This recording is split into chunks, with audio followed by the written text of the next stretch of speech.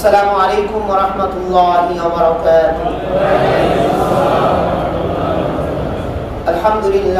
আলহামদুলিল্লাহি রাব্বিল আলামিন।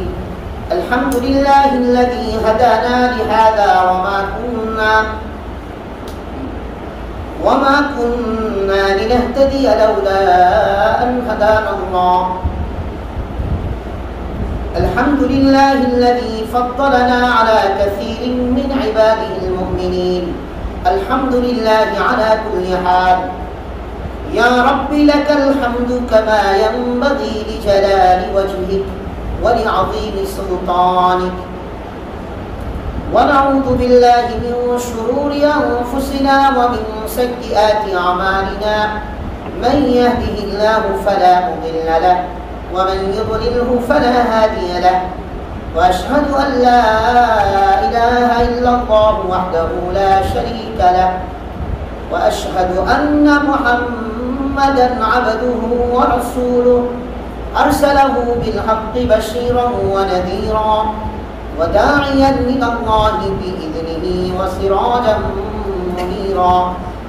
أما بعد فقد قال الله سبحانه وتعالى في كلامه المجيد والفرقان الحميد. أعوذ بالله من الشيطان الرجيم. সবাই বলে গেছেন মনে হয় বলতে নাকি? এটা শয়তান তাড়াবার দোয়া। এটা কি তাড়াবার দোয়া? শয়তান তাড়াবার দোয়া। আল্লাহর কাছে শয়তানের কুমন্ত্রণা থেকে আশ্রয় চাওয়ার দোয়া। সকলেই বলি أعوذ بالله من الشيطان الرجيم. بسم الله الرحمن الرحيم. إنما المؤمنون إخوة فأصلحوا بين أخويكم واتقوا الله لعلكم ترحمون. يا أيها الذين آمنوا لا يسخر قوم من قوم عسى أن يكونوا خيرا منهم ولا نساء من نساء عسى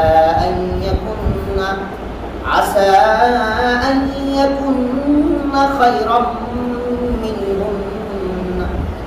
ولا تلمزوا أنفسكم ولا تنابزوا بالألقاب. بئس الاسم الفسوق بعد الإيمان ومن لم يتب فأولئك هم الظالمون. وقال رسول الله صلى الله عليه وسلم ليس منا من دعا إلى العصبية إلى آخر الحديث أو كما قال النبي صلى الله عليه وسلم. آمنت بالله صدق الله مولانا العظيم وصدق رسوله النبي الكريم ونحن على ذلك لمن الشاهدين والشاكرين والحمد لله رب العالمين. اللهم صل على محمد وعلى آل محمد كما صليت على إبراهيم وعلى آل إبراهيم إنك حميد مجيد. اللهم بارك على محمد وعلى آل محمد كما باركت على إبراهيم وعلى آل إبراهيم إنك حميد مجيد. আলহামদুলিল্লাহ, সকল প্রশংসা সে মহান রবের আলিশান দরবারে, যিনি আমাদেরকে বিপদ সংকুলান মুহূর্তেও সমস্ত ধরনের বিপদ থেকে রব্বুল আলামিন আমাদেরকে হেফাজত করে। রব্বুল আলামিন চাইলে আমাদেরকে পারতেন কোনো মেডিকেল কলেজের ইমার্জেন্সিতে এখন ভর্তি করে রাখতে, পারতেন না? রব্বুল আলামিন চাইলে আমাদেরকে ঠিক এই মুহূর্তে হয়তো কোনো অ্যাম্বুলেন্সে গ্যাস মাস্ক লাগিয়ে আমাদেরকে কোনো হসপিটালের দিকে নিয়ে যাওয়ার পথে এমন অবস্থাও আমাদের জন্য পারতেন।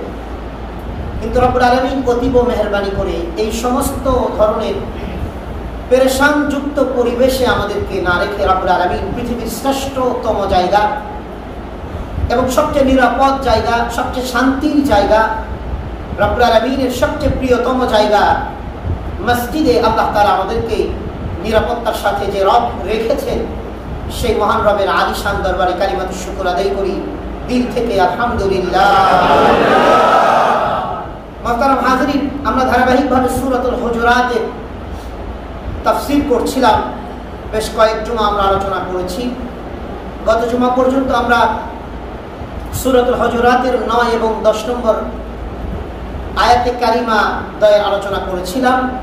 9 নম্বরের আলোচনা মোটামুটি শেষ হয়েছে। 10 নম্বর আয়াতে কারিমার আংশিক কিছু আলোচনা হয়েছে, বাকি আংশিক আমরা ইনশাআল্লাহ বাকিটুকু আজকে আলোচনা করার চেষ্টা করব। ওমা তাওফীকি ইল্লা বিল্লাহ আলাইহি তাওয়াক্কালতু ওয়া ইলাইহি উনীব।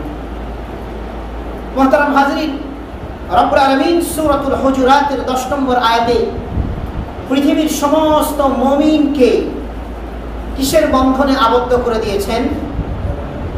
বলে দিয়েছেন? কারণ মনে নেই? 2-4 জনের মনে আছে। আমরা তো কয়েকবার বলেছিলাম কিসের বন্ধনে সমস্ত মুমিন কিসের বন্ধনে রব্বুল আলামিন আবদ্ধ করে দিয়েছেন? ভ্রাতৃত্বের বন্ধনে। কিসের বন্ধনে ভাই? ওয়াজ ভুলে গেলে তো বাসা পর্যন্ত যাইতে পারবেন না, তাহলে তো কদমে কদমে কাজ্জা হবে, কদমে কদমে গ্যাঞ্জাম হবে, গন্ডগোল হবে। আর ওয়াজ যদি মনে থাকে তাহলে রব্বুল আলামিন আমাদেরকে কি বলেছেন, আমরা কি করছি, এই কথাটাকে তখন যদি মনে থাকে তো তখন কোনো আল্লাহ তাআলার বিধানের পরিপন্থী কোনো কাজ করতে গেলে তখন মনে থাকলে এটা মনে করায় দেবে, রিমাইন্ডার দিবে, তুমি কি করছো, এটা তো আল্লাহ বলেন নাই। সূরাতুল হুজুরাতের 10 নম্বর আয়াত আল্লাহ বলছেন ইন্নামাল মুমিনুনা ইখওয়া, পৃথিবীর নিশ্চয় পৃথিবীর সমস্ত মুমিনদেরকে আমি আল্লাহ ভ্রাতৃত্বের বন্ধনে আবদ্ধ করে দিয়েছি। গত জুমায় আমরা বলেছিলাম যে দুনিয়াতে দোস্তের মেয়েকে বিয়ে করাইতে চায়, ছেলে মেয়েকে দোস্তের ছেলে মেয়ে দিয়ে বিয়ে দিতে চায়। যদি দুনো দোস্তেরই ছেলে হয় বা মেয়ে হয় তো তারা সর্বশেষ সিদ্ধান্ত নেয় তোমার ছেলে আর আমার ছেলেকে দিয়ে দোস্ত বানিয়ে দেই, অথবা তোমার মেয়ে আমার মেয়েকে দিয়ে সই বানিয়ে দেই। আর এই সন্তানরা মৃত্যু পর্যন্ত তারা কখনো গ্যাঞ্জাম করে না, 2 সয়ে বা 2 বন্ধুতে 2 দোস্তে। তারা বলে যে দেখো আমাদের বাবারা আমাদেরকে মহব্বত করে 2 জনকে দোস্ত বা সই বানিয়ে দিয়েছে, এটা আমাদের একটা বাবার ইচ্ছা ছিল। অতএব তুমি আমি তোমাকে আর আমাকে আমরা নিজে নিজে দোস্তি পাতাইনি, নিজে নিজে বান্ধবী আর সই হই নাই, আমাদের বাবারা মিলিয়ে বানিয়ে দিয়েছে। অতএব আমরা দুজনই এমনভাবে চলার চেষ্টা করব যেন আমরা গ্যাঞ্জাম করলে আমাদের বাবা, তোমার এবং আমার বাবা কষ্ট পাবে। দুনিয়ার মানুষের এই দোস্তিটা, বাবার এবং মার এই দোস্তি বানানো দোস্তিটা আমরা যেভাবে রেসপেক্ট করি, রব্বুল আলামিন পৃথিবীর সমস্ত মুমিনদেরকে ভ্রাতৃত্বের বন্ধনে আবদ্ধ করে দিয়েছেন। আল্লাহ তাআলা সমস্ত মুমিনকে ভাই বানিয়ে দিয়েছেন। এই ভাইয়ের বন্ধনকে ছিন্ন করার কোনো সুযোগ আছে নাকি? যদি কেউ ইচ্ছা করে কোনো ভাইয়ের বন্ধনকে ছিন্ন করে দেয়, রব্বুল আলামিনকে আমাদের ভালোবাসার কেন্দ্রবিন্দু বানাতে হবে। কেন্দ্রবিন্দু ভালোবাসার কে? সবাই বলেন না ভাই। ভালোবাসার মূল কেন্দ্রবিন্দু, সবকিছুর মূল কেন্দ্রবিন্দু কে? রব্বুল আলামিন হবেন, আল্লাহ হবেন সবকিছুর মূল কেন্দ্রবিন্দু। এই মূল কেন্দ্রবিন্দুকে কেন্দ্র করেই সবকিছু এই দুনিয়াতে ভালোবাসা গড়া, ভালোবাসা ভাঙা, আল ওয়ালা ওয়াল বারার অস্তিত্বকে আমাদের টিকিয়ে রাখতে হবে। আল্লাহর জন্য ভালোবাসতে হবে, আল্লাহর জন্য ভ্রাতৃত্বের বন্ধন টিকে রাখতে হবে।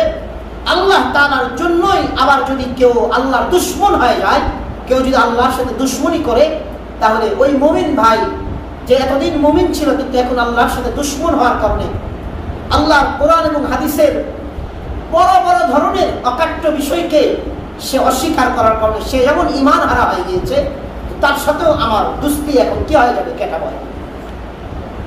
তো আমাদের মূল কেন্দ্রবিন্দু হবে ভালোবাসার গড়া এবং ভালোবাসা ভাঙার মূল কেন্দ্রবিন্দু হচ্ছেন কে? পৃথিবীর সবার ক্ষেত্রে স্বামী স্ত্রীর সাথে ভালোবাসা ততক্ষণ ঠিক থাকবে যতক্ষণ পর্যন্ত আল্লাহ তাআলাকে কেন্দ্রবিন্দু আমরা বানাবো। আল্লাহ তাআলাকে কেন্দ্রবিন্দু বানিয়ে আমাদের স্বামী স্ত্রীর মাঝে ভালোবাসা ঠিক রাখতে হবে।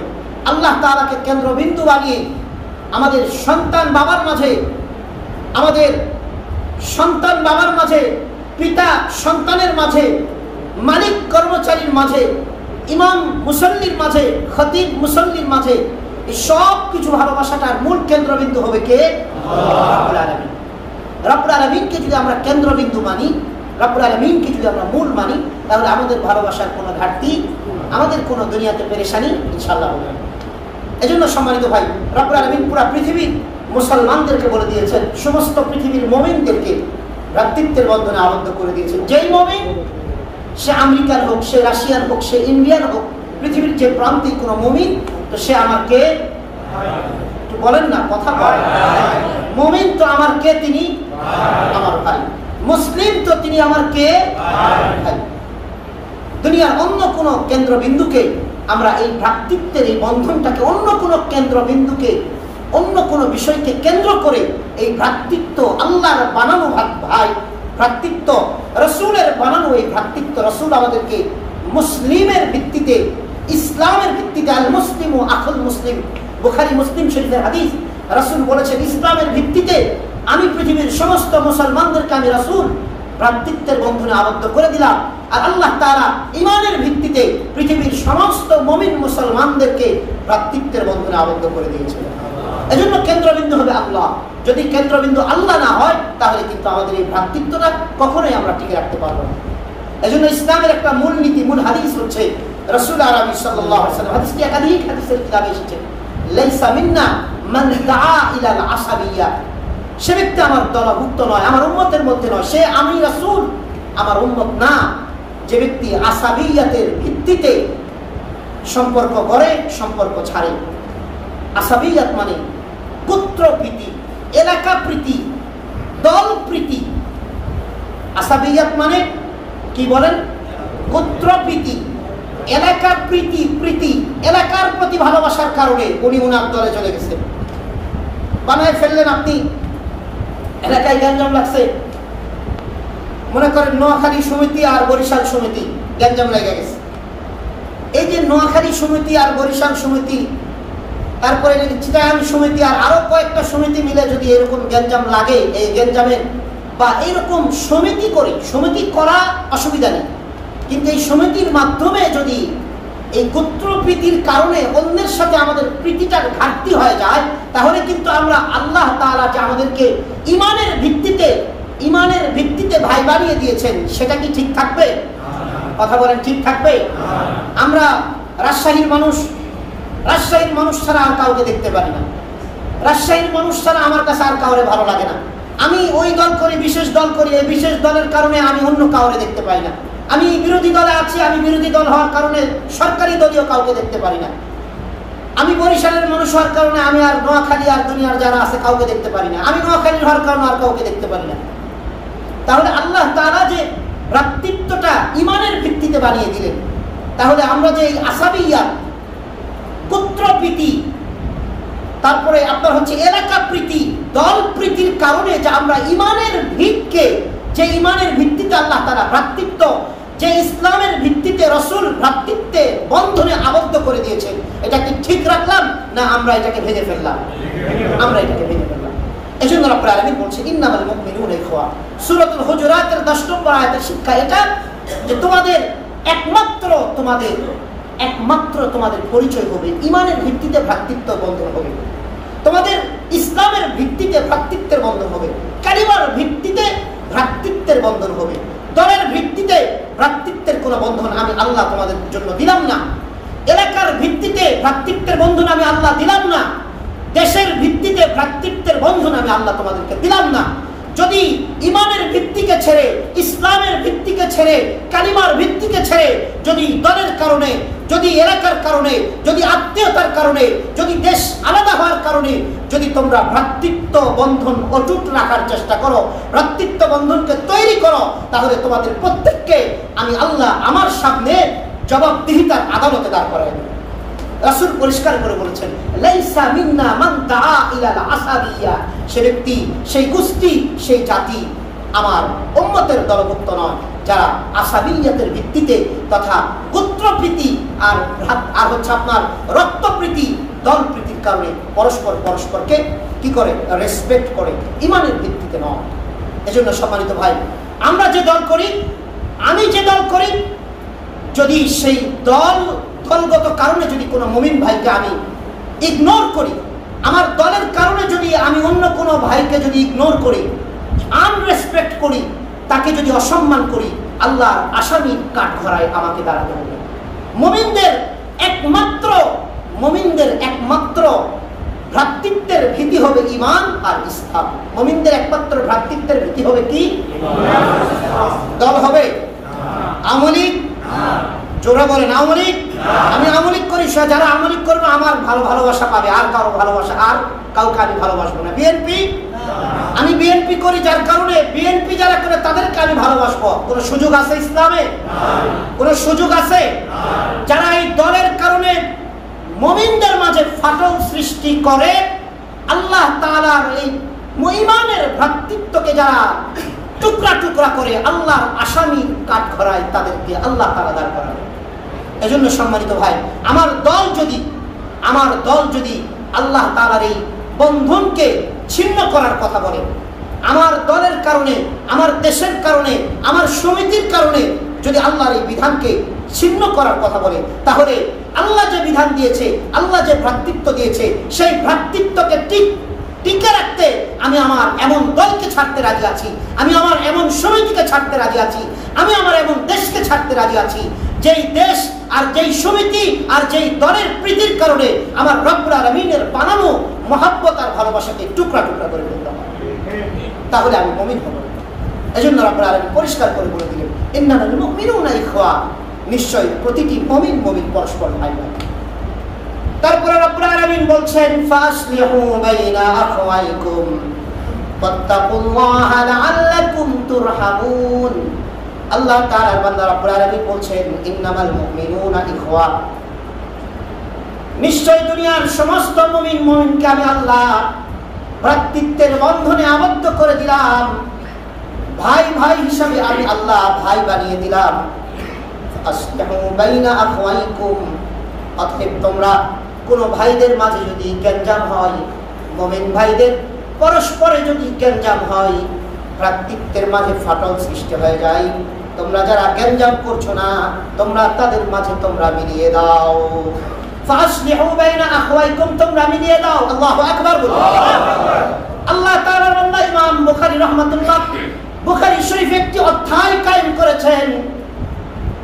বুখারী শরীফে ইমাম বুখারী রাহমাতুল্লাহ একটি অধ্যায় কায়েম করেছেন, মীমাংসার অধ্যায়। বাবু কাউলিল ইমামি, বাবু কাউলুল ইমামি, বাবু কাউলিল ইমামি লিআসহাবিহি ইযহাবু বিনা নুসলিহু। ইমাম বুখারী রাহমাতুল্লাহ অধ্যায় কায়েম করেছেন বুখারীতে। জাতির ইমাম তার সঙ্গীদেরকে বলবে, ইযহাবু বিনা নুসলিহু, চলো আমরা যাই, মানুষের মাঝে আমরা বিবাদকে মীমাংসায় পরিণত করে দেই। আল্লাহ তাআলার বান্দা আল্লাহর হাবিব সরকারে দু জাহান নবী মুহাম্মদ আরবি সাল্লাল্লাহু আলাইহি ওয়াসাল্লাম মক্কাতে যত জায়গায় গ্যাঞ্জাম হতো তিনি চেষ্টা করতেন মিলিয়ে দেওয়ার জন্য। রাসূল আরবি সাল্লাল্লাহু আলাইহি ওয়াসাল্লাম মদিনাতে গেলেন। মদিনাতে আউস এবং খাজরাজ নামক দুটি বড় বড় গোত্র ছিল। এই দুটি গোত্রের মধ্যে 10 যুগ পর্যন্ত মারামারি কাটাকাটি ছিল। 10 যুগ তথা 120 বছর, 120 বছর পর্যন্ত তারা মারামারি কাটাকাটি করেছে, জাররা জাররা সামান্য সামান্য বিষয় নিয়ে। রাসূল আরবি সাল্লাল্লাহু আলাইহি ওয়াসাল্লাম মদিনায় যাওয়ার পরে 1 থেকে 1.5 সপ্তাহের মাঝে এই দুটো গোত্রের মাঝে রব্বুল আলামিনের বিধান মতো ভ্রাতৃত্বের বন্ধনে আবদ্ধ করে দিলেন। রাসূল আরবির কাজ ছিল এটা, তিনি বলতেন, চলো আমাকে নিয়ে চলো, যেখানে গ্যাঞ্জাম হয় আমাকে নিয়ে চলো, আমি আছি না, আমি মীমাংসা করে দিব। আল্লাহু আকবার। আল্লাহর হাবিব সরকারে দু জাহান নবী মুহাম্মদ আরবি সাল্লাল্লাহু আলাইহি ওয়াসাল্লাম বলতেন, ইযহাবু বিনা নুসলিহু বাইনাহুম। মসজিদে কুবা আছে মদিনাতে, মসজিদে কুবা নামে একটি বিশেষ মসজিদ আছে। বুখারীর হাদিসে এসেছে, কুবা নগরীতে কুবা এলাকার মানুষজন পরস্পর মারামারি শুরু করে দিল, একে অপরের সাথে মারামারি শুরু করে দিল। আল্লাহর হাবিব সরকারে দু জাহান নবী সাল্লাল্লাহু আলাইহি ওয়াসাল্লামের কাছে খবর পৌঁছলো। তখন তিনি বললেন, ইযহাবু বিনা নুসলিহু বাইনাহুম, চলো আমরা তাদের মাঝে মীমাংসা করে দেই, চলো আমরা তাদের মাঝে পরস্পরের ভ্রাতৃত্বের বন্ধনে আবদ্ধ করে দেই। আল্লাহ তাআলা বান্দা আল্লাহর হাবিব সরকারে দু জাহান নবী সাল্লাল্লাহু আলাইহি ওয়াসাল্লাম দুনিয়াতে এসেছিলেন মানবতার মাঝে, পরস্পরের মাঝে, মানবতাকে সবচেয়ে বেশি রেসপেক্ট করতে, পরস্পরের মাঝে ভালোবাসা তৈরি করে দিতে, পরস্পরের মাঝে কলহ বিবাদ আর ফাসাদ সৃষ্টি হলে এটা মীমাংসা করে দিতে মুহাম্মদ আরবি সাল্লাল্লাহু আলাইহি ওয়াসাল্লাম দুনিয়াতে এসেছেন। কিন্তু আল্লাহ তাআলার বান্দা আমরা এমন মানুষ, এমন একটি সমাজে আমরা বসবাস করছি, নিজেদেরকে ঈমানদার দাবি করি, নিজেদেরকে মুমিন দাবি করি, নিজেদেরকে কালিমাওয়ালা দাবি করি, নামাজি দাবি করি, হাজি দাবি করি, ভালো মানুষও নিজেদেরকে দাবি করি, কিন্তু সমাজে যদি মারামারি হয় বলি যে এটা আমার সাবজেক্ট না, আমার গোত্রের কেউ না, আমার এলাকার কেউ না, বলি না কথা বলে না, বলি না মনে হয় ওই ব্যক্তিরই, সমাজে দু চারজন মাতবর আছে মনে হয় তাদেরই এটা দায়িত্ব না। আল্লাহ তাআলা বলেন, ফাসলিহু বাইনা আখওয়াইকুম, তোমরা কোন দুই ভাইয়ের মাঝে, মুমিন ভাইয়ের মাঝে যদি গ্যাঞ্জাম হয়, মারামারি হয়, তোমরা অন্যরা গিয়ে তাদের মাঝে পরস্পর মিলিয়ে দিবা। আল্লাহ তাআলা বান্দা মুহাম্মদ আরবি সাল্লাল্লাহু আলাইহি ওয়াসাল্লাম হযরতে ফাতেমা রাদিয়াল্লাহু তাআলা আনহার ঘরে আসতেন। একদা প্রায় সময় মেয়ের ঘরে আসতেন, মেয়ের ঘরটাকে কাছাকাছি রেখেছিলেন, প্রায় সময় মেয়ের ঘরে আসতেন, দিনে একবার, দুইবার, তিনবার আসতেন। এক সময় মেয়ের ঘরে আসলেন, আসার পরে দেখেন ঘরে হযরত আলী রাদিয়াল্লাহু তাআলা আনহু নাই। ফাতেমা রাদিয়াল্লাহু তাআলা আনহাকে আল্লাহর হাবিব সাল্লাল্লাহু আলাইহি ওয়াসাল্লাম বললেন, আইনা আলী, আলী কোথায়? ফাতেমা রাদিয়াল্লাহু তাআলা আনহা বলেন, আব্বাজান, আলীর সাথে আমার একটু মনোমালিন্যতা হয়েছে, আলীর সাথে আমার একটু কথা কাটাকাটি হয়েছে, ঝগড়া হয়েছে। আছে না নাই স্বামী স্ত্রীর মাঝে ঝগড়া? আছে নাকি? আপনাদের মাঝেও হয় মনে হয়? যাক, মাশাআল্লাহ। স্বামী স্ত্রীর মাঝে ঝগড়া, অল্প স্বল্প ঝগড়া, এটা মহব্বত আরো বৃদ্ধি করে। মহব্বত কি করে? মহব্বত আরো বৃদ্ধি করে। তবে বেশি ঝগড়াটা এটা ইসলামের কোনোভাবেই চাওয়া না। স্বামী স্ত্রীর মাঝে বেশি ফাসাদ করা, ঝগড়া করা, এটা ইসলাম একেবারেই সবচেয়ে একটা খারাপ বিষয় করেছে। এজন্য আমরা যারা পুরুষ, আমাদের একটু বেশি ধৈর্যশীল হতে হবে। আমাদের কি হতে হবে ভাই?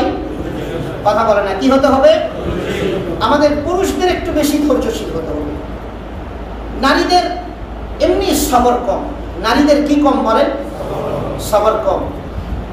সহনশীলতার ক্ষমতাটা কম। মানসিকভাবে সহনশীলতার ক্ষমতা নারীদের কম, আবার শারীরিকভাবে কিন্তু সহনশীলতার ক্ষমতা খুব বেশি। বাচ্চা যখন পেটে আসে, এই 8-10 মাস কি পরিস্থিতিতে থাকে, যাদের বাচ্চা আছে সেই সমস্ত পুরুষরাই বোঝে। যে ব্যথাগুলো তারা সহ্য করে, ওই রকম ব্যথা আমরা পুরুষদেরকে দিলে ওই পেটের বাচ্চারা মনে হয় চাপ দিয়া মাইরা ফেলা পরে শান্ত হইতাম নিজে। ওই কথা কি ভুল বলতেছি? মানে আমাদের যে হট টেম্পার, কিন্তু আল্লাহ তাআলা তাদেরকে শারীরিক সহ্যটা বেশি দিয়েছে, মানসিকটা কম। এই জন্য স্বামীর লোক একটু 19-20 হলে চেইতা যায় না। এই জন্য একটু চেইতা গেলে যাক না, চেইতা গিয়া কি বাহিরে গিয়া ফালাফালি করতেছে, আপনার ঘরেই তো চেচ্ছে, 10 মিনিট পর আবার ঠিক হয়ে যাবে, একটু সবর কর। কিছু ভাই আছে এত ধৈর্যহীন, আহারে আল্লাহ রহম করেন, মাফ করেন আমাদের মাঝে। শয়তান সবচেয়ে কোন বিষয়ে খুশি হয় জানেন? হ্যাঁ, স্বামী স্ত্রীর মাঝে ঝগড়া। শয়তানের ডায়েরি একটা কিতাব আছে, সেখানে প্রতি রাতে সেখানে লেখা আছে, প্রতি রাতে সমুদ্রের তল দেশে শয়তানের প্রতিদিন মিটিং বসে। কি বসে ভাই? মিটিং বসে সমস্ত শয়তানদেরকে নিয়ে। মিস্টার ইবলিস সমস্ত শয়তানদের লিডার সমস্ত শয়তানদেরকে নিয়ে মিটিং বসে। এই মিটিং এর মধ্যে কারগুজারি শোনে। কি শোনে? কারগুজারি মানে সারাদিন কারগুজারি, মানে কার মানে কাম, ফার্সি শব্দ, গুজারিও ফার্সি শব্দ, মানে সারাদিনে কি কাম করছে এই কামের একটা বর্ণনা শোনে আর কি। তো কারগুজারি শুনে, বেটা তুই কি করছো সারাদিন? তো একজন দাঁড়ায় কয়, স্যার আমি তো বন্ধু গ্যাঞ্জাম লাগাই দিছি। আর একজন দাঁড়ায় কয়, একজনের সুদ খাওয়ার ব্যবস্থা করে দিছি। আর একজনের দাঁড় করাই দেয়া কয়, তুই কি করছস? ওই স্যার আমি মাদ্রাসায় পোলাপান পড়তে চাইছিল, আমি ওরে মনে করে অন্যদিকে ফিরাই দিছি। আরেকজনকে দাঁড় করায় দিয়ে তুই কি করছিস? ওই স্যার করুণার দোহাই দিয়ে সমস্ত মাদ্রাসাগুলো বন্ধ করে দিতে পারছে। কথা বুঝেন নাই? এরকম ভাবে শয়তানের কারগুজারি শুনতেছে। আল্লাহ আমাদের সবাইকে হেদায়েত দান করে। পাপীদের পাপ এই দেশে বন্ধ হয় নাই, কিন্তু আমলকারীদের আমলকে বন্ধ করে দেওয়া হয়েছে। আমলকারীদের আমলকে বন্ধ করে দেওয়া হয়েছে রাষ্ট্রীয়ভাবে। আমরা সরকারকে অনুরোধ করব, ওলামায়ে কেরাম অদূর যা দেখেন আপনারা কিন্তু তা দেখেন না। আল্লাহর কসম করে বলছি, ওলামায়ে কেরাম যা দেখে আপনারা কিন্তু তা দেখেন না। আপনারা তা দেখেন না। আল্লাহর কসম করে বলছি, এই দেশে যদি মাদ্রাসাগুলো যেখানে নিরেট ধর্মের লেখাপড়া করানো হয়, এগুলো যদি মাসের পর মাস আপনারা বন্ধই করে রাখেন, দেশের পরিস্থিতি যে কোনো ভাবে আরো খারাপের দিকে যাবে।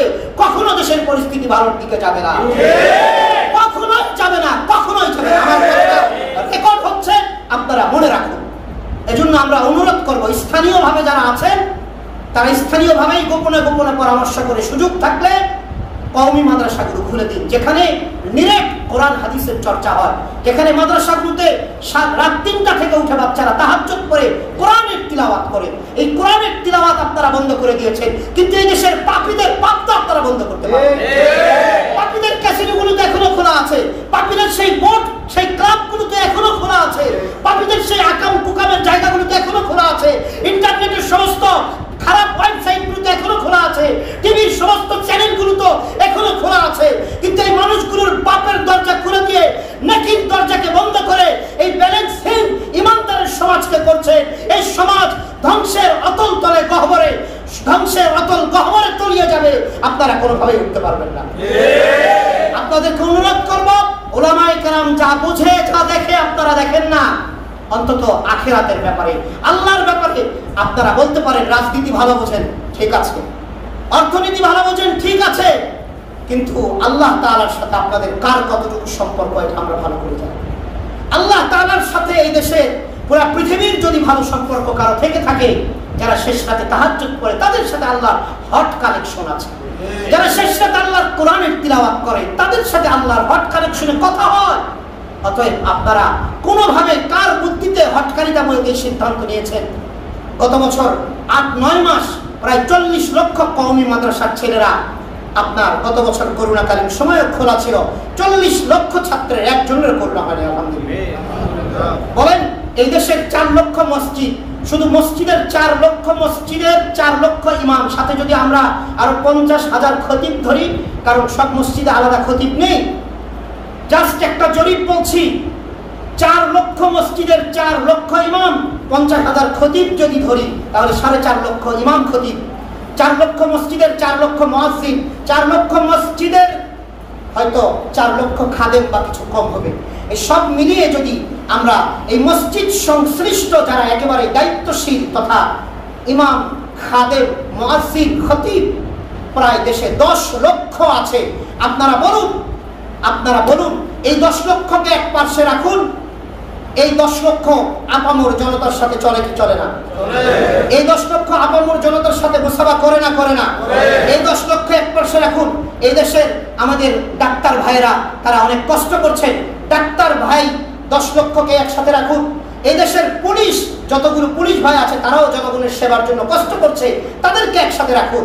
আর এই গত করোনার এই 1 বছর 3 মাস সময়ে আপনারা জরিপ করুন যে কতজন আলেম, ইমাম, খতিব মারা গিয়েছে, কতজন ডাক্তার করোনায় মারা গিয়েছে, আর কতজন পুলিশ করোনায় মারা গিয়েছে। আপনারা ইমাম, খতিবদের, মুয়াজ্জিন, খাদেমদেরকে আপনারা হয়তো শতকরা 1% পাবেন না। আলহামদুলিল্লাহ, শতকরা 1% পাবেন না আপনারা। অথচ দেশে কিন্তু 10 লক্ষ ইমাম, খাদেম, মুয়াজ্জিন আছে, খতিব আছে। 10 লক্ষ ডাক্তার আছে কিনা আমার জানা নাই, মনে হয় না 10 লক্ষ ডাক্তার আছে। এই দেশে 10 লক্ষ পুলিশ নাই, কিন্তু আপনারা ডাক্তার এবং পুলিশ কতগুলো মারা গিয়েছে করোনার কারণে আপনারা জরিপ করেন। কেন এটা হচ্ছে? আমরা বলবো না যে আমরা অনেক আমল করি এই জন্য আল্লাহ আমাদেরকে বাঁচিয়েছেন। আমরা বলবো যে আমরা অন্তত আল্লাহর রহমে 5 ওয়াক্তের ফরজ নামাজে 5 বার ওযু করি, এই ওযুর বরকতে আল্লাহ তাআলা আমাদেরকে হেফাজত করেছেন। তাহলে কেন আপনারা কার কথাতে আপনারা দিগ্ভ্রান্তের মতো আপনারা উলামায়ে কেরামের এই আমলকারীদের মাদ্রাসাগুলো বন্ধ করে দিয়ে আপনারা পাপীদের পাপকে ওপেন রেখে পাপীদের কোনো পাপীর পাপ বন্ধ করা যায় না, কিন্তু আমলকারীদের আমলগুলোকে বন্ধ করে দিলেন। আল্লাহ সবাইকে সহি বুঝ দান করেন। সবাইকে আমরা অনুরোধ করছি, সরকারকে আমরা অনুরোধ করছি, সরকারের বিরুদ্ধে আমরা বলছি না, সরকারের বিরুদ্ধে বলে সরকারের লগে আমি পারবো নাকি কথা ভাই, শেষ করে ফেলবো, ধ্বংস করে ফেলবো, এগুলো আমি বলিনি। সরকারের লগে আমি পারবো না বাবা, আমি খুব ক্ষুদ্র মানুষ, আমার থানায় ধরে নিয়ে দুটা বাড়ি দিলে আমি ঠান্ডা, কথা বোঝেন না? তো এই জন্য সরকারকে আমরা অনুরোধ করছি না, অনুরোধ করাও অপরাধ, কথা কয় না, অনুরোধ করাও অপরাধ, তাহলে কিছু করার নাই। আমার সম্মানিত ভাই, আল্লাহ তাআলা আমাদেরকে যে ইমানের ভিত্তিতে যে ভ্রাতৃত্বের বন্ধনে আবদ্ধ করে দিলেন, এটা আমাদের কি করতে হবে? এটা আমাদের অটুট রাখতে হবে। তো আমরা বলছিলাম ওই শয়তানের ঘটনা, তো শয়তান এরকম কারগুজারি শুনাইতে শুনাইতে এক ছোট্ট শয়তান, একটু বেটে বাটা শয়তান এ দাঁড়াইছে। তো মিস্টার ইবলিস বলছে, তুই কি করছস? কই স্যার, আমি স্বামী আর স্ত্রীর মাঝে গ্যাঞ্জাম লাগায় সারাসারি করাই দিছি। সঙ্গে সঙ্গে মিস্টার ইবলিস তার কাছে গিয়ে তার বুকে জড়াই নিয়ে খুব সময় আদর করে দিছে। অন্য শয়তান বলছে, স্যার আমরা এত বড় বড় গুনাহ করেছি, সুদখোর বানাইছি একজনকে, ঘুষখোর বানাইছি একজনকে, জিনা করাইছি, এই করাইছি সেই করেছি, মদ খাওয়াইছি, গাঁজা খাওয়াইছি, বাবা খাওয়াইছি, তারপরে আপনি স্বামী স্ত্রীর তালাক হয়েছে, এটা আপনি খুব খুশি? ওই বেটা, এই স্বামী স্ত্রীর মাঝে যদি মিল থাকে তো সন্তান হবে, এই সন্তান ইমানদার হলে, আমলদার হলে এটা আমার ক্ষতি। আখেরে ওরা তো জান্নাতে নিতে পারবো, আল্লাহ ওরা জান্নাতে দিলে আমার তো জাহান্নাম পারবো না। শয়তান তো চাই জাহান্নামের মানুষ বেড়ে যায়। এজন্য আমি স্বামী স্ত্রীর মাঝে ডিভাইডেড তৈরি করছি। এজন্য সম্মানিত ভাই, স্বামী স্ত্রীর মাঝে টুকিটাকি হতে পারে, এটা অসুবিধা নেই, কিন্তু বড় ধরনের যেন কিছু না হয়। এর জন্য আমি স্বামী, আমাকে কি করতে হবে? প্রথম ভূমিকা রাখতে হবে। আমাকে কি করতে হবে? কথা বলে না। আরে ভাই, কি করতে হবে? আমাকে ধৈর্য ধারণ করতে হবে। মনে থাকবে তো ইনশাআল্লাহ? মনে থাকবে তো ইনশাআল্লাহ? আল্লাহ তৌফিক দান করুন। হযরতে রাসূল আরবি সাল্লাল্লাহু আলাইহি ওয়াসাল্লাম আম্মা ফাতিমাকে বললেন যে আলী কোথায়? আলীর সাথে একটু গ্যাঞ্জাম হয়েছে, আলী গেছে গা ঘর থেকে বের হয়ে। রাসূলুল্লাহ সাল্লাল্লাহু আলাইহি ওয়াসাল্লাম দ্রুত চিন্তা করলেন আলী কই যেতে পারে, চিন্তা করলেন মোল্লার দর কই, কয় না মোল্লার দর মসজিদ পর্যন্ত। আসলেই আমলওয়ালাদের দর মসজিদ পর্যন্ত, আর শয়তানের দর টয়লেট পর্যন্ত। শয়তানের দৌড় কোন পর্যন্ত? বদ আমলি আর বেআমলির শেষ দৌড় টয়লেট আর বাজার পর্যন্ত, আর আমলওয়ালাদের দৌড় মসজিদ পর্যন্ত। মসজিদ দামি না টয়লেট দামি? আলহামদুলিল্লাহ। রাসূলুল্লাহ সাল্লাল্লাহু আলাইহি ওয়াসাল্লাম দৌড় দিয়েছেন মসজিদে। মসজিদে থাকতে পারে আলী গেছেন, গিয়ে দেখেন যে চাটাইয়ের উপরে নয়, পাশে চাটাই ছাড়া আছে, সেই মাটির উপরে শুয়া মন খারাপ করে শুয়ে রয়েছে। রাসূলুল্লাহ সাল্লাল্লাহু আলাইহি ওয়াসাল্লাম, আমি একবার বলেছিলাম আলী রাদিয়াল্লাহু তাআলা কার ঘরে লালিত পালিত হয়েছে? রাসূলের ঘরে। বলেছিলাম একবার, আপনাদের মনে না থাকলে তো আমার কিছু করার নেই, কারণ আলী রাদিয়াল্লাহু তাআলা 8 বছর বয়সে রাসূলের ঘরে মানুষ হওয়া শুরু হয়েছে। আব্বাস রাদিয়াল্লাহু তাআলা বলেছিলেন যে মুহাম্মদ, আমার ভাই আবু তালেব তোমার চাচা, সন্তান অনেকগুলো সন্তান নিয়ে সংসার চালাইতে কষ্ট হয়ে যায়, তো তুমি একজনকে নাও, আমি একজনকে নেই। আব্বাস রাদিয়াল্লাহু, তখন ইসলাম ধর্ম আসে নাই, রাসূলুল্লাহ সাল্লাল্লাহু আলাইহি ওয়াসাল্লাম বয়স তখন 32 বছর ছিল। তখন তিনি বললেন যে ঠিক আছে চাচা যান, আমি তাহলে আলীকে নিই। আলী রাদিয়াল্লাহু তাআলা তখন গালিবান 5 বা 8 বছর বয়স ছিল। তো আলী রাদিয়াল্লাহু তাআলা 5 বা 8 বছর বয়সে রাসূলুল্লাহ সাল্লাল্লাহু আলাইহি ওয়াসাল্লামের ঘরে থাকতেন, খাবার দাবার এখানেই খেতেন। তার পালিত কেমন জানি পালক পুত্র ছিল, চাচাতো ভাই ছিল, সর্বশেষ জামাতা। তার প্রতি একটা খুব দুর্বলতা রাসূলের সাল্লাল্লাহু আলাইহি ওয়াসাল্লাম। আলী রাদিয়াল্লাহু তাআলা খুব ভালোবাসতেন। এক চাদরের ভিতরে আলীকে, ফাতেমাকে, হাসান হোসাইনকে নিয়ে বলছেন, আল্লাহ এরা হচ্ছে আমার আহলে বাইত, আল্লাহু আকবার, এরা আমার পরিবারের, আল্লাহ তুমি কবুল করে নাও। তো আলী রাদিয়াল্লাহু তাআলা মসজিদে নববীতে মাটির ভিতরে শুয়ে গোড়াগড়ি পারছে, একটু মাটিও গায়ে লাগছে। রাসূল আরবি সাল্লাল্লাহু আলাইহি ওয়াসাল্লাম কাছে গিয়ে বলছেন, ইয়া আবা তুরা, আল্লাহু আকবার। রাসূল আরবি সাল্লাল্লাহু আলাইহি ওয়াসাল্লাম অনেককে মহব্বত করে মাঝে মাঝে কিছু নাম দিতেন। আমাদের অনেকেই মহব্বত করে কিছু নাম দেয় না, কিন্তু আমাদের নামগুলো ছিল বাজে, গিল্টু, বল্টু, সল্টু, গিট্টু, এরকম মহব্বত করে অনেকে নাম দেয়। রাসূলুল্লাহ সাল্লাল্লাহু আলাইহি ওয়াসাল্লাম এরকম মহব্বত করে অনেক সাহাবীকে অনেকগুলো নাম দিয়েছে। যেমন আবু হুরায়রা রাদিয়াল্লাহু তাআলা আনহুর নাম ছিল আব্দুর রহমান, তাকে তিনি বিড়াল পালতেন, তাকে বলেছেন ইয়া আবা হুরায়রা, হে বিড়ালের বাবা। তারপর থেকে আবু হুরায়রা নামটাই প্রসিদ্ধ হয়ে গিয়েছে। আলী রাদিয়াল্লাহু তাআলার নাম ছিল আবু তুরাব, হাদিসে এই শব্দটা এসেছে আবু তুরাব। রাসূলুল্লাহ সাল্লাল্লাহু আলাইহি ওয়াসাল্লাম বলেন, ইয়া আবা তুরাব, আলী রাদিয়াল্লাহু তাআলা উঠতে চান না মানে চিন্তা করে যে একটু আগে তো আপনার মেয়ের সাথে গ্যাঞ্জাম হয়েছে, এখন আপনি আবার কেন আসতেন হঠাৎ করে?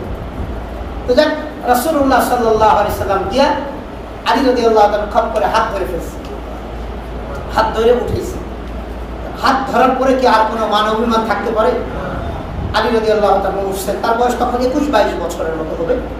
তিনি উঠছেন, রাসূলুল্লাহ সাল্লাল্লাহু আলাইহি ওয়াসাল্লাম তাকে হাতে ধরে নিয়ে ঘরে গেছেন।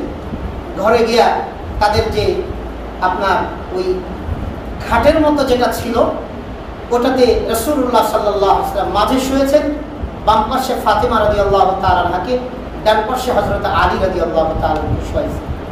শোয়ানোর পরে উভয়কে বুঝাইতেছেন, আল্লাহু আকবার, এই যে ফাসলিহু বাইনা আখওয়াইকুম, ভ্রাতৃত্বের মাঝে তোমরা বন্ধনকে জড়িয়ে দাও, ভাইদের মাঝে, ভাই বোনদের মাঝে গ্যাঞ্জামে জড়িয়ে দাও।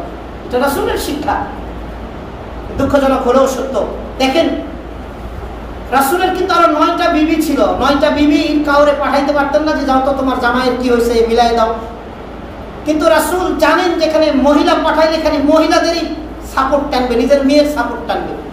এই জন্য রাসূল নিজে গেছেন, নিজে গিয়ে জামাইকে নিয়ে আইসা নিজে মাঝখানে শুয়া জামাই এবং মেয়েকে উভয়কে বোঝাচ্ছিলেন, মিলিয়ে দিতেছিলেন। কিন্তু দুঃখজনক হলেও সত্য, আমাদের সমাজে যদি স্বামী স্ত্রী গ্যাঞ্জাম লাগে, মিলাইতে অধিকাংশ মিলাইতে আসে মেয়ের মা মিলাইতে এসে আরো ডিভাইডেড তৈরি করে লয়া জায়গা। কথা কয় না? মেয়ের মা যেখানে মিলাইতে যাবে সেখানে মনে করবেন এতক্ষণ যদি 50% এদের মাঝে দূরত্ব থাকে, মেয়ের মা যাওয়া মানে 100% দূরত্ব তৈরি করবে। এই কথা বুঝাইতে পারছি? জোরে বলেন, কথা বুঝাইতে পারছি? এটা আমি বলি নাই, কারণ আমি বললে আমি ছোট মানুষ অনেকে নেগলেক্ট করতে পারে, হুজুর কি বোঝেন, আমি বলি না, এটা একজন বড় ব্যক্তি বলেছেন। বর্তমান গত 10 বছর আগেও যিনি দুনিয়াতে ছিলেন, হযরত আলী তানতাবি রাহমাতুল্লাহ, আরব বিশ্বের মধ্যে একজন বড় স্কলার, বড় আলেম, বড় ডক্টর।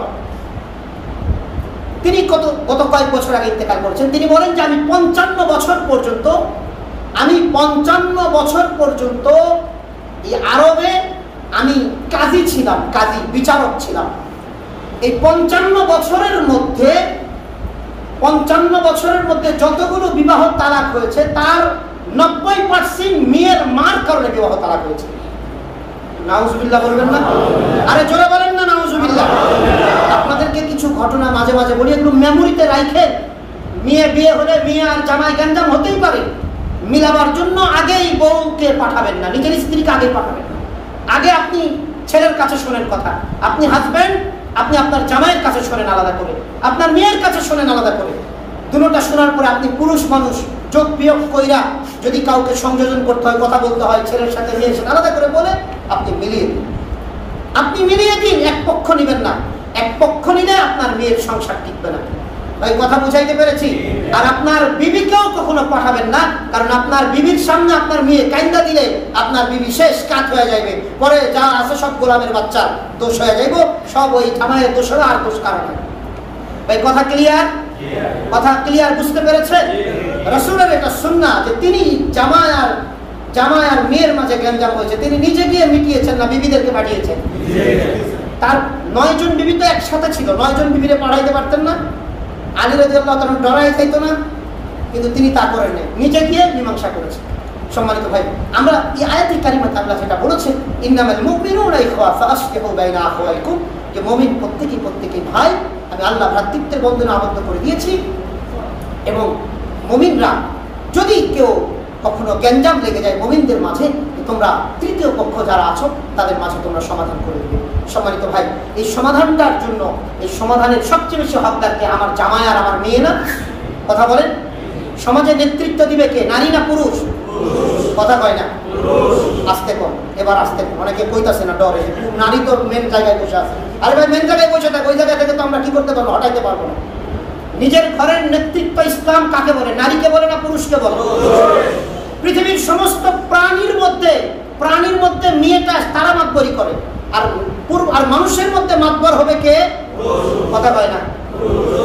নারীদের মধ্যে মাতবরি করবে, নারীদের মধ্যে মাতবরি করার কিন্তু একটা খুব কিউরিসিটি আছে, খুব একটা ভাব আছে। কথা কি ভুল বলছি? আল্লাহ তাআলা তাদের এই ভাবটাকে পূর্ণ করে দিবেন জান্নাতে গিয়া। কই গিয়া? কথা কয় না, কই গিয়া? জান্নাতে যত আপনি হুর পাবেন, হুরদের সর্দারনি আপনার স্ত্রীকে আল্লাহ বানায় দিবেন। সুবহানাল্লাহ। তার অনেক নারী আবার ওয়াজ শুনে তো পরে আবার ফোন করে কি কয় না কয়, হুজুর আমগরে মাতবরি কাইটা দিলেন না। মাতবরি আপনাদের আছে, তবে এই দুনিয়াতে এই ছোট্টখাট্ট মাতবরি আল্লাহ আপনাদেরকে দিবে না। আপনাদেরকে শ্রেষ্ঠ নারী জান্নাতি হুরদের মাতবরি আল্লাহ তাআলা আপনাদেরকে দিয়ে দিবেন। সুবহানাল্লাহ। এজন্য আমরা বলবো যে সমাধানের জন্য কখনো কোথাও নারীকে পাঠাবেন না, তাহলে কিন্তু ভেজাল আরো বাড়বে, ভেজাল কমবে না। আর হ্যাঁ, আপনি যদি মনে করেন যে আপনি দুর্বল পুরুষ, আপনি কিছু বোঝেন না, হাবাগুবা মানুষ তার সিরা, এটা যদি নিজে বোঝেন আপনি, তাহলে আলাদা কথা, সেটার ব্যাপারে আমি কিছু বলছি না। সম্মানিত ভাই, আমাদেরকে ইসলাম আমাদেরকে খুবই বেশি গুরুত্ব দিয়েছে। ইসলাম আমাদেরকে যে পরস্পরের সাথে সম্পর্ক টিকিয়ে রাখা, আমরা যেন কখনো এরকম না হয় যে দলের কারণে, আমরা রক্তের কারণে, এলাকার কারণে আমরা কোনো মুমিনের সাথে যেন সম্পর্ক ছিন্ন, এরকম যেন না হয়। চলার পথে কখনো কখনো গ্যাঞ্জাম হতেই পারে। রাসূল আরবি সাল্লাল্লাহু আলাইহি ওয়াসাল্লাম 3টি দোয়া করেছিলেন। তিনি বলেছেন যে আল্লাহ আমার 2টি দোয়া কবুল করেছেন, একটি করেন নাই। 3টি দোয়ার মধ্যে একটি ছিল যে আল্লাহ আসমান থেকে কোনো বালা দিয়ে একসাথে আমার উম্মতদেরকে তুমি ধ্বংস করো। আল্লাহ বলছে অ্যাকসেপ্ট, কবুল। আল্লাহ জমিন থেকে কোনো বালা দিয়ে একসাথে আমার উম্মতকে ধ্বংস করো না।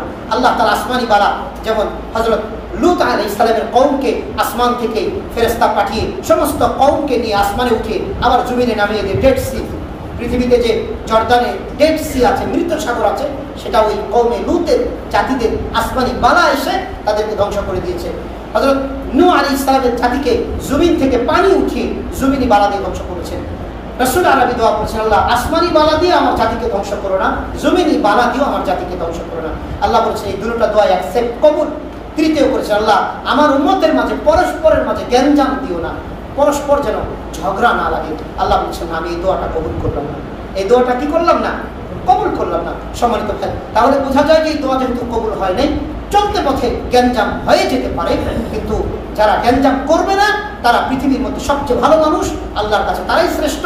যদি নিজের স্বার্থ যদি একটু কেটে যায়, কেটে যাক না, আমি গ্যাঞ্জামের মধ্যে নাই, আমি ভাই শান্তিপ্রিয় মানুষ, মনে থাকবে তো ইনশাআল্লাহ। কোনোভাবেই যেন কোনো ভাইয়ের সাথে যেন আমাদের ভ্রাতৃত্ব বন্ধন ছিন্ন না হয়। তারপর আল্লাহ বলছেন ওয়াত্তাকুল্লাহ, এইসব ব্যাপারে তুমি আল্লাহকে ভয় করো। এসব ব্যাপারে তুমি কি করো? আল্লাহকে ভয় করো। লাআল্লাকুম তুরহামুন, যদি আল্লাহকে যথাযথভাবে ভয় করতে পারো, মানুষের সাথে ভালো বিহার করতে পারো, উত্তম আচরণ দিয়ে মানুষের মনকে জয় করতে পারো, তাহলে কি করবেন রব তোমাদের ব্যাপারে জানো? লাআল্লাকুম তুরহামুন, তোমরা আশা করতে পারো যে তোমাদের রব তোমাদের উপরে রহমত নাযিল করবে। আল্লাহ আল্লাহ তুমি আমাদের সবাইকে উত্তম চরিত্রবান বানিয়ে তোমার মুত্তাকি বান্দা হিসাবে এবং ভ্রাতৃত্বের বন্ধন তুমি যে আমাদেরকে দিয়েছো, মৃত্যু পর্যন্ত আমরা পারস্পরিক যে ভ্রাতৃত্বের বন্ধনে, এই বন্ধনটা যেন আমরা মৃত্যু পর্যন্ত আমরা অটুট রাখতে পারি। আল্লাহ তুমি আমাদের সবাইকে তৌফিক দান করুন। সবাই বলি আমিন। ওয়া আখিরু দাওয়ানা আলহামদুলিল্লাহি রাব্বিল আলামিন।